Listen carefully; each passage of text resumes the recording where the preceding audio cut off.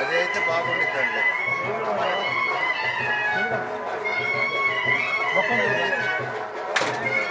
తీసారు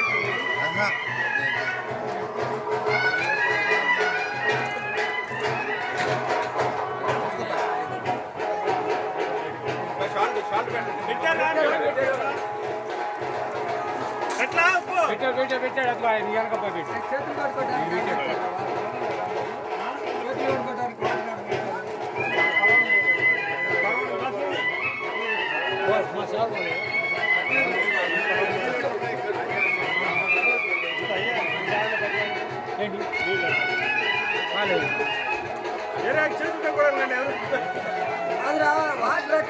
లేవయ్యా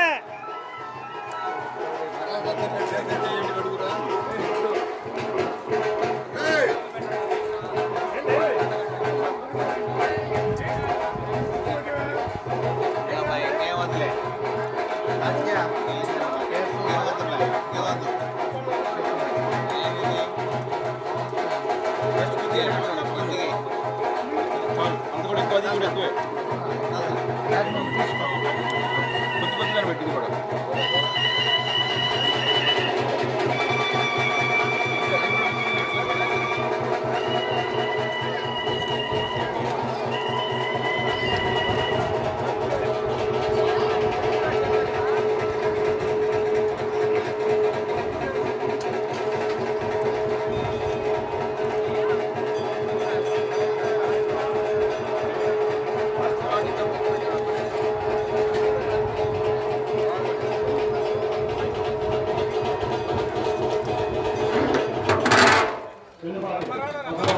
మహాశయులకి నా నమస్కారాలు.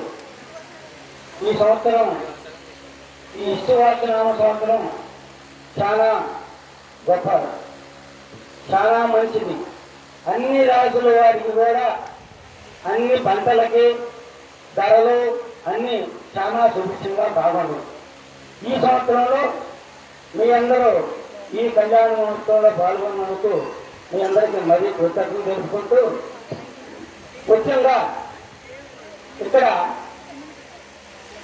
ఈ ప్రదేశంలో ఈ సంవత్సరం మనం ఒక మండపము, ఒక రాముల వారికి ఇక్కడ 2 గదులు, ఒక మండప నిర్మాణము చేపట్టినాం. ఈ మండప నిర్మాణం చేపట్టిన దాంట్లో ముఖ్య ఉద్దేశం ఏంటంటే ప్రతి గ్రామంలోనూ ప్రతి చోట ఏ ఒక్క శుభకార్యం చేసుకోవాలన్నా ఎలాంటి కార్యక్రమాలకి ఏదో ఒక మండపము, కళ్యాణ మండపాలు, ఏదో ఒక ఆశ్రమం ఉన్నాయి.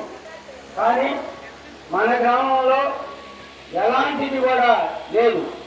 ఏ ఇంట్లో చిన్న కార్యక్రమం జరుపుకున్నా ఇలాగా గవ్వ టెంకి తీసుకొచ్చుకోవడం, రుచి తీసుకొచ్చుకోవడం, మా ఇంటి తీసుకొని వెళ్ళిపోతారు. 10,000 దేవుడు తీసుకుంటారు. కానీ మనకు ఒక సెంటర్, ఒక గట్టి నిర్మాణం లేదనే ఉద్దేశంతో గత ఈ ఒక్క ప్రాంగణం సోమపల్లి నరేంద్రబాబు అని ప్రకటించినాక చేసిన విజేంద్రబాబుకి ఈ విగ్రహాలు, శ్రీరాముని వారి విగ్రహాలు ఇవ్వాలని మాత్రం సంకల్పం కలిగినాక ఈ ప్రాంగణంలో మొట్టమొదటిగా 5-6 సంవత్సరాల నాడు మనం కార్యక్రమం మొదలుపెట్టాము. ముందుగా ఒక మనల్ని క్షమించండి, చాలా కాలక్షేపమైంది. కూర్చున్న వాళ్ళందరూ కూడా చాలా ఇబ్బంది పడుతూ ఉన్నారు. అయినా కూడా వదిలిపెట్టేది లేదు.